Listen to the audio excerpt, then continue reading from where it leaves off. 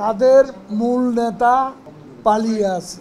28শে October মাসের 28 তারিখে, এবং সেদিনও তারা বক্তব্য দিয়েছিল যে আওয়ামী লীগ পালানোর পথ পাবে।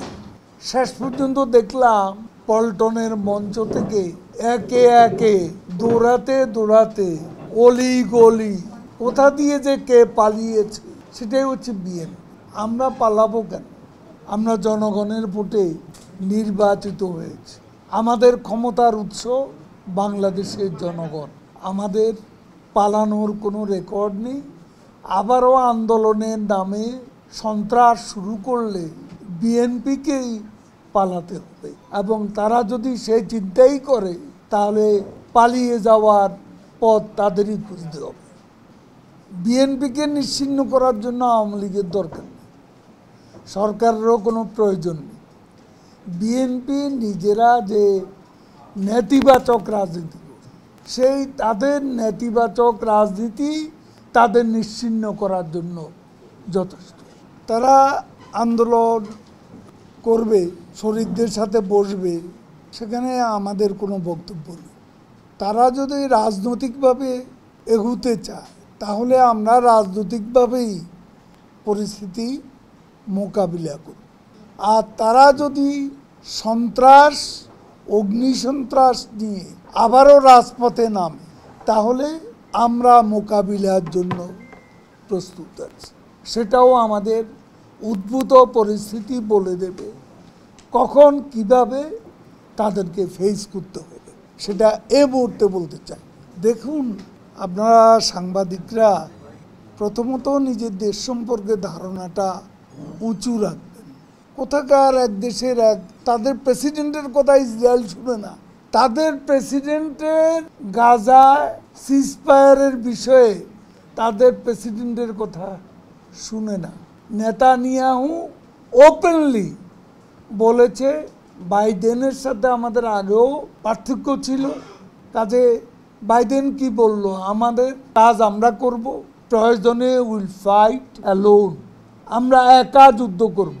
কিন্তু রাফা আক্রমণে বাইডেনের নির্দেশ তারা চরমভাবে উপেক্ষা করেছে। তো এখন আমরা যারা জনগণের ভোটে নির্বাচিত সরকার, আমরা কাকে ভয় পাব? সহকারী পররাষ্ট্রমন্ত্রী তিনি আসছেন, তাদের কোন উদ্দেশ্য আছে আমরা জানি না। কিন্তু আমরা এটা বলতে চাই, কেউ আমাদের দেশে এসে এখানে বিএনপিকে আবারও মদত দেবে, চাঙ্গা করবে, সেই পরিস্থিতি বোধ এখন বিশ্ব রাজনীতিতে মোটেই নেই। এবং যারা এ দাপটটা দেখাবে তাদের দাপট দেখানোর ক্ষমতাটা মধ্যপ্রাচ্যেই সংকুচিত হয়ে গেছে। এখানে বিস্তৃত হবে এমন মনে করার কোনো কারণ।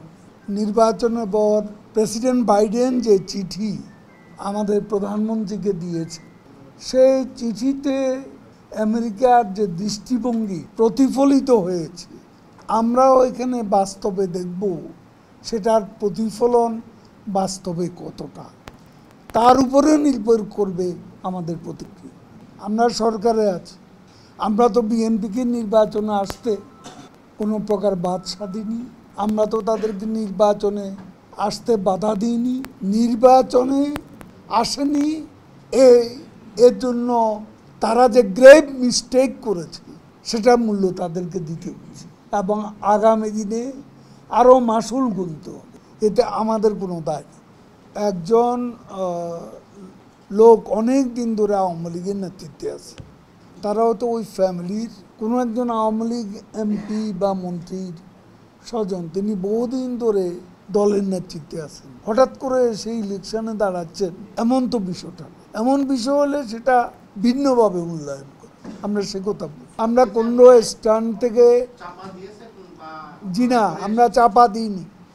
মনে রাখেন, আওয়ামী লীগ ৭৩ জন এমপিকে মনোনয়ন দেয়নি, ২৫ জন মিনিস্টারকে ক্যাবিনেট থেকে বাদ দিয়েছে। শাস্তিটা অনেকভাবে